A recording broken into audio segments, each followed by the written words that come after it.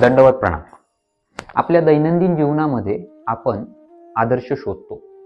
विविध क्षेत्रामध्ये आपले आदर्श व्यक्ती असतात. परंतु आज एक प्रसंग बघितला आणि लक्षात आलं की आदर्श व्यक्ती बनण्याकरता कुठलीही वयाची मर्यादा किंवा अट नाही. प्रसंग होता श्री कृष्ण मंदिर वर्धापन दिन पुणतांबा. या ठिकाणी आयोजित धर्मसभेला सर्व श्रोता वर्ग, महिला पुरुष उपस्थित होते. व्यासमंचावरती आचार्यगण देखील विराजमान होते.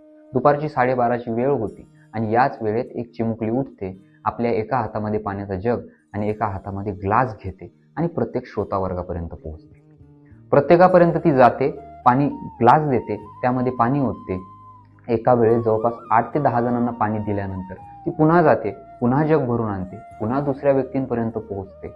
अशा उपस्थित सर्व श्रोता वर्गांना, पुरुष विभागाला, महिला विभागाला तिने पाण्याची सेवा दिली.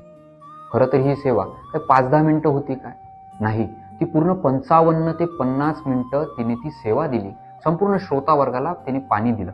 आणि हा सर्व प्रसंग पाहिला त्याच सभेचे अध्यक्ष असलेले अखिल भारतीय महानुभाव परिषदेचे अध्यक्ष आचार्य श्रद्धेय श्री मोठे बाबाजींनी, आणि तिचा गौरव देखील केला.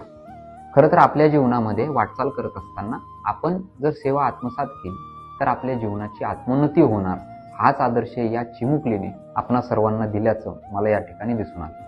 तर चला, आपण देखील या चिमुकलीकडून आदर्श घेऊया आणि कुठे धर्मसभेला गेलो, कुठे तीर्थस्थानाला गेलो तर सेवा करण्याची संधी आपल्या जीवनामध्ये कशी येईल याचा प्रयत्न करूया. तर चला, सेवा करूया चतुर्विध साधनाची, आत्मोन्नती करूया आपल्या जीवाची.